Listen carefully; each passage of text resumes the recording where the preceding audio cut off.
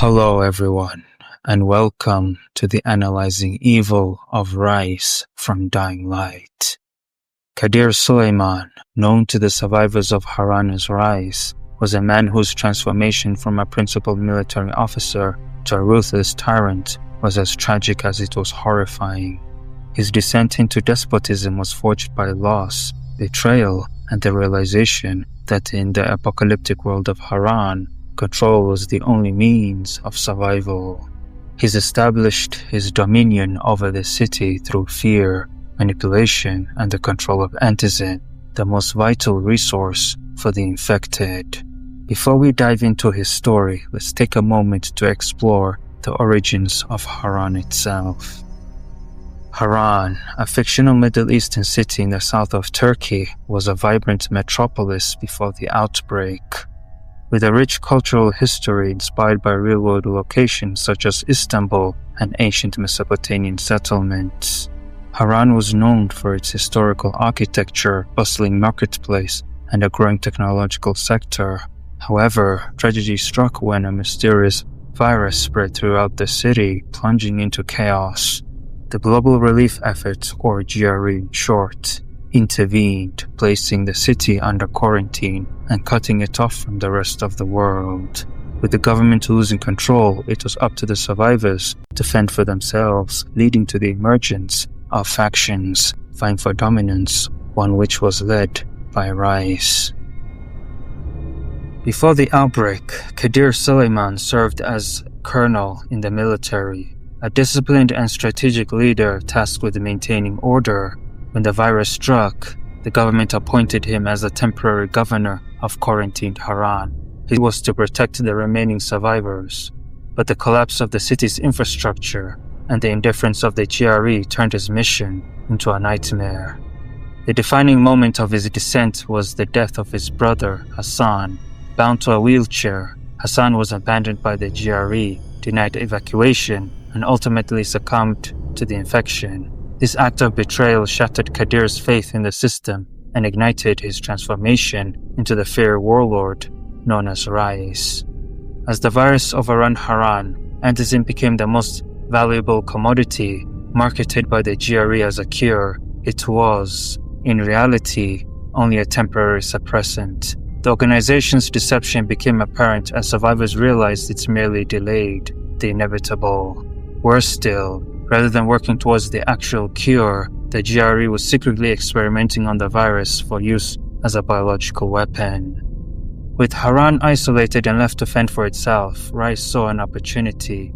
He seized control of Antizin shipments, ensuring the survival depended entirely on loyalty to him. Rais and his men took control of supply drops, hoarding Antizin and distributing it only to those who swore allegiance. His rule was enforced through brutality, coercion, and fear. Those who refused to submit were left to succumb to the virus. What made Rais truly terrifying was his ability to manipulate hope. He didn't just govern through fear. He controlled the one thing people clung in despair, the chance to stay human. Rais and his men took control of supply drops, hoarding Antizin and distributing it only to those who swore allegiance. His rule was enforced through brutality, coercion, and fear. Those who refused to submit were left to succumb to the virus. What made Rais truly terrifying was his ability to manipulate hope. He didn't just govern through fear, he controlled the one thing people clung to in despair, the chance to stay human. Rais eventually uncovered the GRE's sinister agenda. Rather than seeking a cure, the organization had been researching ways to weaponize the virus for military and financial gain.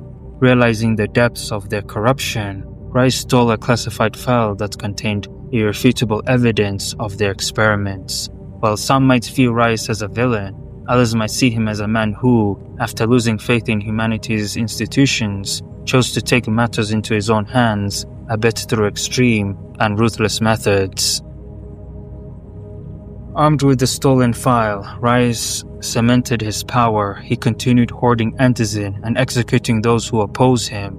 His psychological warfare kept survivors in constant fear, not just for the infected, but of life under his dominion.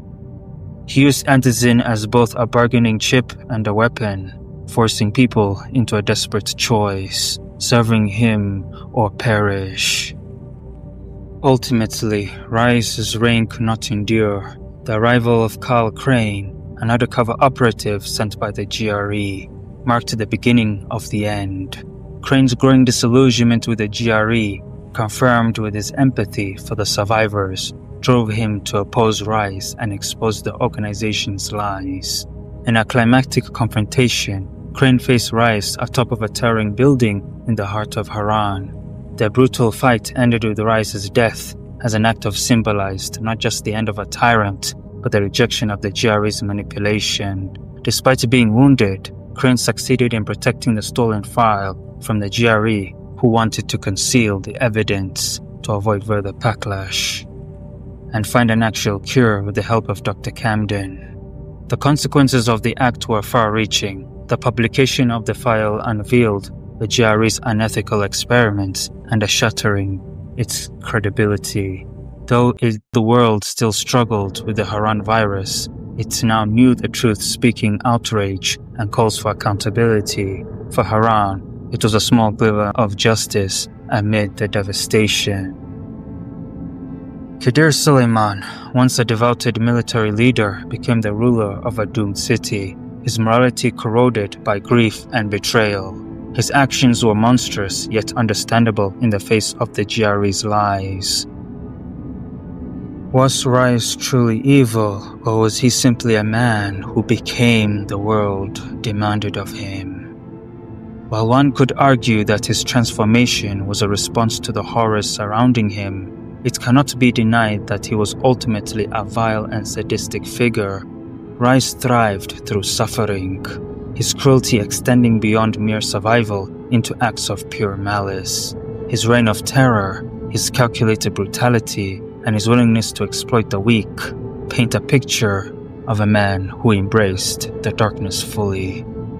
The story serves as a grim reminder that even those who begin with a sense of duty and control can succumb to the worst parts of themselves when faced with absolute power. In the end, Rais was just a product of a broken world. He was an architect of its suffering, and his defeat, brought about by courage of one man and the truth he dared to reveal, marked a turning point in the fight for Harran's future. What do you think? Let me know in the comments below.